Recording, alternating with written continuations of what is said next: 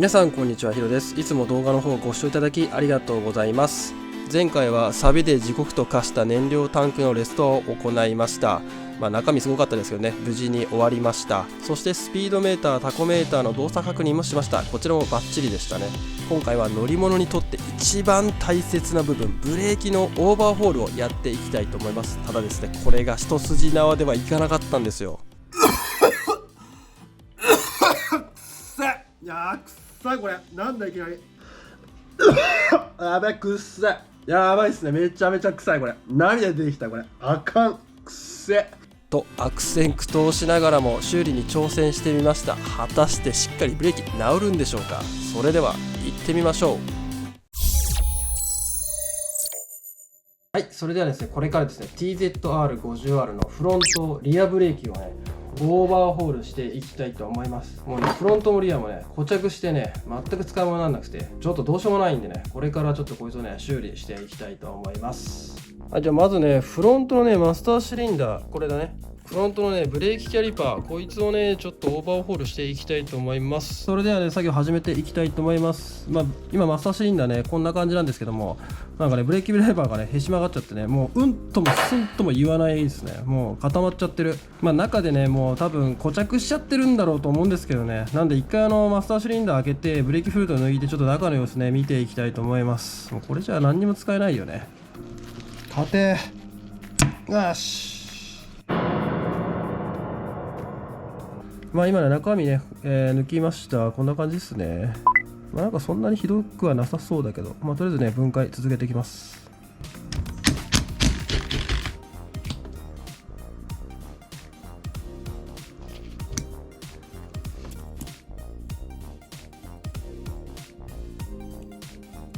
とりあえずね、バラバラになりました。もう中やばいっすね。もう超汚い。よくね、556とかね、ふっかけちゃう人いるんですけど、あれあんまりね、ゴム製品には良くないっすね。ゴムにダメージ与えちゃうんで、シリコンが一番いいっすよ。はい、それじゃあね、マスターシリンダーね、一通りとりあえずバラし終わりました。サビでね、このピストンが固着しちゃってたような状態ですね。で、今とりあえず全部ゴムの方も取り外しました。で、オーバーホールだからね、本当はね、このピストンごと全部交換した方がいいんですけど、このままちょっと使っていきたいと思います。ただね、このマスターシリンダーのケースね、ここの覗き窓のところかな、ここね、もうバリバリになっちゃってるんですよ。で、ここだけ打ち替えることもできるんですけど、はい、某オークションでね、またこれ、マスターシリンダーのケースですね、安く手に入れたので、こっちにね、移植をしていきたいと思います。なんかブレーキってさ、こうやってバラしてるとなんかめっちゃなんか地味だよね。エンジンとかはさ、やっぱかかったとかさ、なんかこう花があるけど、ブレーキって一番ね、バイクとか車では大事な部分のはずなんだけど、こうやって整備したりとかオーバーホールするって結構地味なんだよね。とりあえず部品はこんな感じで、今もうこっちはピストンも組み付けたし、であとでレバーもね、新しいのにしました。で、あと他のね、付属部品は軽く清掃して、あと油上げて、とりあえず錆止めをしたって感じですね。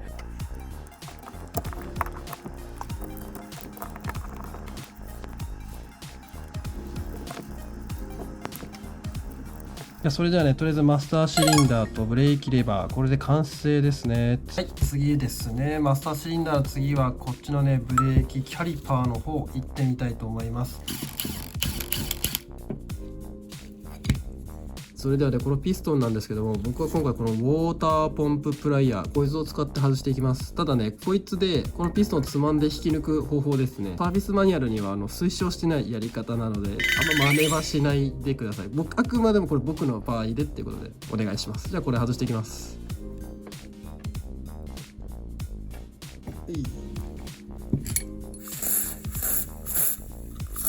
もうちょっとなんだけどね来るな来たねいいと硬かった。それではね、フロントのキャリパー全部分解終わりました。ただ見てこれ。やばくね、これ超汚いでしょ。3SK につけて洗浄してちょっと組み直したいと思います。それじゃあね、洗浄します。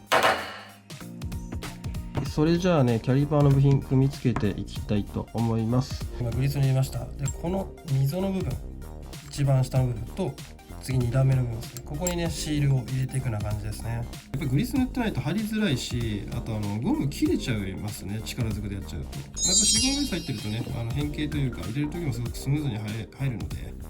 ピストンにもね、シリコングリスたくさん塗ってきます。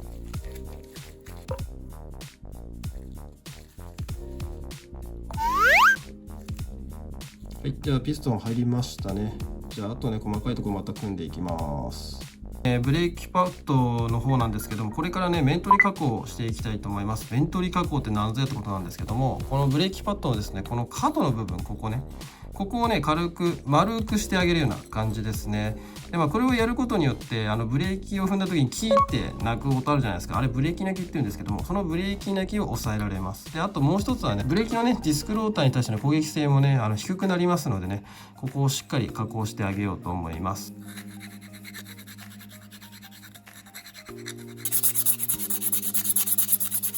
それではね、今とりあえず片方のブレーキパッドだけね面取りをしました。こんな感じですね。ちょっと分かりづらいんですけども、この角の方がね丸くなってると思うんですよね。こんな感じでね、少しこう角をね削ってあげたような感じになります。でね、このねブレーキプロテクター、泣き止めグリスですね、こいつをね添付していきます。でね、塗る場所なんですけども、ブレーキパッドとキャリパーが接触する部分ですね、金属と金属が触れ合う部分に塗っていきます。なんでこことこことここで、あとですね、この上の部分ですね、ここの部分と、あとピストンの方にも塗っていくような感じになります。ガッツリ塗らなくていいですね。薄くでいいです。でこのねパッドの方にも塗っていきます。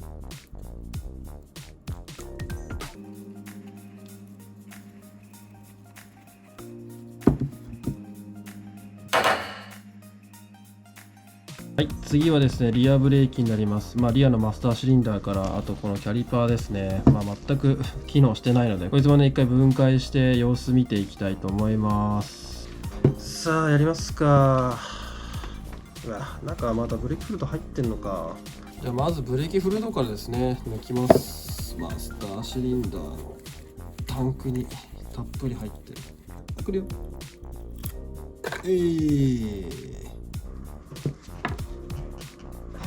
硬い。なんか犬のおしっこみたいな匂いがする。やばいこれ。くっさい。いやーくっさいこれ。なんだいきなり。やばい、くっさい。やばいっすね。めちゃめちゃ臭いこれ。涙出てきたこれ。あかん。くっせ。じゃあとりあえずねバラしていきますけど、もうこの時点でねめっちゃ臭い。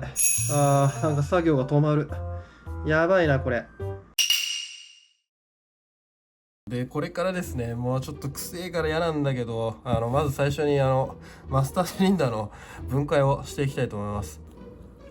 うわ、なんかどういうことこれ。とりあえずその中のリング取るか。もうくっさ。出てきた。はいって感じですね。うわ、きたねー。よっ。やばいなこれ。バカ錆びてるし、しかもなんか詰まっとんなこっち。これはブレーキ動かない。それはわけだよね。それではね、マスターシリンダーのね中身とりあえず分解が終わりました。でこれちょっと汚いので、これも 3S で洗っていきたいと思います。その前にね、まずこいつだね。んだけど、このブレーキキャリパーもねバラしていきたいと思います。はい、今ねちょっとキャリパーの方なんですけど、このピストンをねちょっと取ろうといろんな手段を講じたんですが、もうカッチカチに固まっちゃって何にもできないので、フロントのねマスターシリンダーをこいつにつなげて、で、ブレーキフルードを入れてエア抜きをした後にちょっとこのピストンをね押し出す作業をねしていきたいと思います。いやーめんどくせえけど、しょうがないんでそれでいきたいと思います。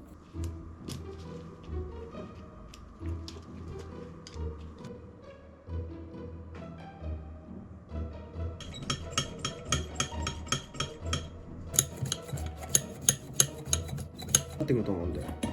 動いてきたね。来た。振り上がってきますね。やっとピストン取れた。疲れるなこれ。今ピストン完全にすり上がって取れましたね。やっと取れた。超疲れた。やっとオーバーホールできるこれでね。じゃあとりあえず一回、こんなになりましたけども、一回これをね全部片付けて、続きのねリアキャリパーオーバーホールやっていきたいと思います。はい、それではねリアキャリパー、あとマスターシリンダーですね、洗浄の方終わりました。どうこの部品たち。リアのねマスターシリンダーでそんなにでかくないけどね、こんだけね部品がねいっぱいあって構成されてると思うとね、やっぱりオーバーホールね時間かかるっていう感じしますね。はい、それではね、まずね、このね、マスターシリンダー周りからではいきたいと思います。すごくね、性能はいいんだけどね、やっぱ放置されちゃうともうダメだね、全然。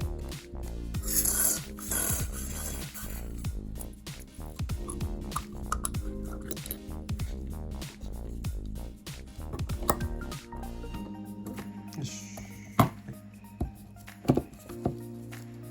はい、来た。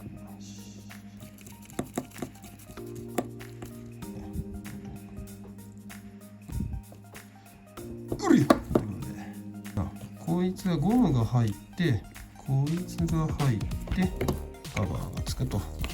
こんな感じだね。戻ったね。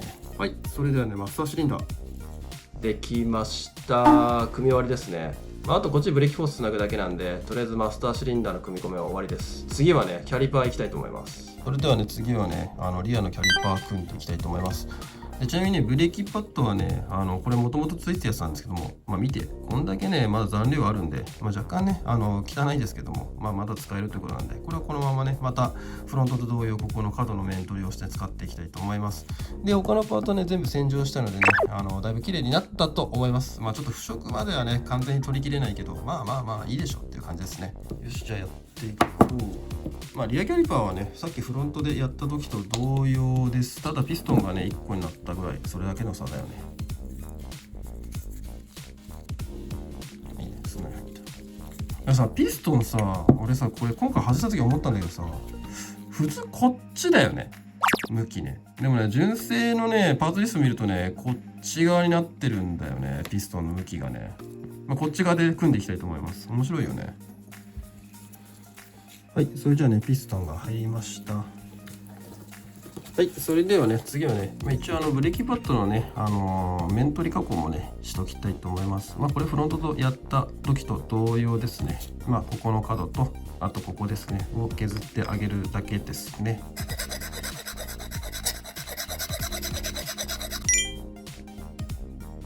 それではね、リアのキャリパーとマスターシリンダーオーバーホール終わりました。あとフロントもね、もう終わってるので、とりあえず車体の方にね、これをちょっとつけていきたいと思います。はい、それではここまで動画の方をご視聴いただきありがとうございました。今回はフロント、リア、ブレーキをね、一式オーバーホールしました。やっぱりね、長期放置車両になりますので、そう簡単にいかない部分がまだまだたくさんありましたね。はい、で次回なんですけども、フロントフォークのオイル漏れ修理とタイヤの交換をやっていきたいと思います。やっと足回り手つけられるということで、少しなんですけどもね、レストア終了に近づいてきたんじゃないでしょうか。